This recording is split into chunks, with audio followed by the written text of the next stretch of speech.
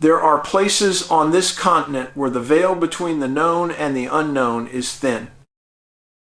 Places where the normal rules of physics simply cease to apply. What I'm about to tell you is one of the most baffling cases I've ever examined. This disappearance possesses all the classic unnerving typologies of a missing 411 case. No footprints, unusual environmental evidence, and a vanishing act that defies all logic and reason. This happened in the Black Rock Desert in Nevada back in 2002. For the Rhodes family, Mark, Sarah, and their 10-year-old son, Leo, the desert was meant to be freedom. Their ticket to adventure was an old, well-loved Winnebago motorhome. Mark spent months preparing that vehicle. Convinced it was their metal shell of safety, he assured his wife, Sarah, the vehicle was ready for any challenge the Nevada wilderness could offer. They were a typical American family, seeking a temporary escape from the suburbs. What they found was a permanent, terrifying escape from reality. They were aiming for the secluded rocky foothills where the mountains meet the desolate salt flats. Their last sighting was at a gas station in Gerlache, the final outpost of civilization. The cashier remembered Mark saying he was looking for a place where there would be no human soul for miles around. He even noted that the young boy, Leo, seemed unusually quiet, holding his soda with a tight, almost fearful grip. The last security camera footage shows their van turning off the paved highway and plunging into the wilderness, moving toward silence under a starry sky. It was a Friday, a planned 3-day trip. But Monday morning, their phone calls went straight to voicemail. No text message, no check-in, just absolute radio silence from the desolate region. Sarah was meticulous about communication, having promised her sister, Jessica, she would call the moment they got back into signal range.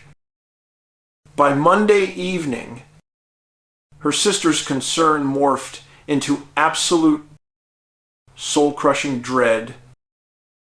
Jessica knew, deep down, this was not normal. The initial response from authorities was cautious. Tourists often lose track of time out there, the dispatcher politely explained. But Jessica's insistence, her absolute certainty that something was wrong, forced them to take the report seriously. The search began at dawn with an aerial sweep over the vast, monotonous expanse of cracked earth. Hour after hour, the air patrol plane found nothing. The pilot and an observer were straining their eyes against the glare reflecting off the dried salt. Then, the observer spotted it far off any established trail, tucked into a rocky depression between two ridges, was a distinct white spot. The Winnebago, it had rolled onto its side.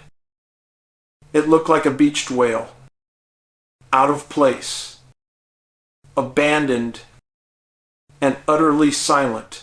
A ground team of 4 experienced deputy sheriffs was dispatched. The drive was grueling, forcing them to drive straight across rough, boulder-strewn terrain. It took them almost 2 hours to cover the final 9 miles. The closer they got, the heavier the atmosphere became. One deputy later noted that the air itself felt still, oppressive, and unnaturally quiet, devoid of even the typical desert insects. They found the motorhome tipped onto its side, waiting. The first deputy to walk around the vehicle immediately radioed his boss. The damage was catastrophic, but confusing. It hadn't just tipped over. The vehicle looked like it had been savaged. Along the side now, facing the sky, were deep, long scratches. They were etched into the metal with terrifying force, as if by giant, non-human claws. Not parallel streaks from a skid, but angled, deliberate gouges. Even stranger was the front end. The plastic grille and the headlight housing were melted, blackened. The damage was localized, stopping abruptly where the plastic met the metal frame. This pointed not to a fire, but to a focused external heat source. But the most frightening discovery was on the hard, compacted ground surrounding the vehicle. Prints. They resembled the hooves of a huge animal, possibly bovine, but they were wrong. Misshapen. And surrounding every single imprint was a thin black border where the print touched the rock. The stone itself was scorched and covered with a light blackish coating. These were the prints of hot hooves. The senior deputy returned to his car, picked up the radio, and called the sheriff. "Boss," he said after a long, agonizing pause, "you'd better come here yourself. I don't even know how to describe this in a report." Inside the van, chaos reigned. The table was broken. Dishes were smashed, and clothes and supplies were scattered throughout the cabin. Evidence of a sudden, violent struggle or impact. Yet, here is the critical point. The true hallmark of a missing 411 case. In all that broken glass and shattered material, there was not a single drop of blood. Not on the seats, not on the broken glass, not on the walls. A family of 3 could not have endured that violence without injury. Furthermore, there were no human footprints leading away from the van. No tracks from the family, no tire marks from another vehicle. The family, or whatever attacked them, had simply vanished into thin air. Forensic teams from the state capitol descended on the site, treating it like a scene from science fiction. They photographed and measured every scratch and every scorched print within a 100-yard radius. They tried to make plaster casts of the tracks. But the imprints on the hard, rocky ground were too shallow. Instead, they used a special silicone compound to obtain the most accurate copies possible.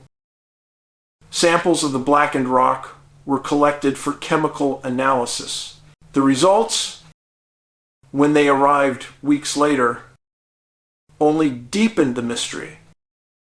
Fingerprints found inside belonged exclusively to members of the Rhodes family. No outside, foreign prints were discovered. Chemical analysis of the dark residue from the tracks revealed a mix of carbon and sulfur impurities. This was the remnants of organic material burned at an incredibly high temperature. The source material, however, could not be identified. Engineers confirmed the melted plastic around the headlights was exposed to a brief, intense heat of at least 800 degrees Fahrenheit. An industrial cutter could cause this effect, but how was it applied so neatly? And by whom? In the middle of the desert. Rational explanations were eliminated one by one. Human attack impossible due to the lack of evidence in prints. Animal attack. None leave tracks that smell of sulfur and melt metal. Natural phenomenon, ball lightning, or a rare geological event could explain the burns. But they cannot overturn a 5-ton motorhome. nor can they cleanly spirit away 3 human beings. The investigation hit a complete professional dead end. So, a detective did something unconventional. He contacted an anthropologist specializing in the esoteric folklore of the American West. He asked her to look beyond science. He sent her the photos of the burnt tracks and the description of the localized heat and sulfur smell. Her unofficial response was chillingly direct.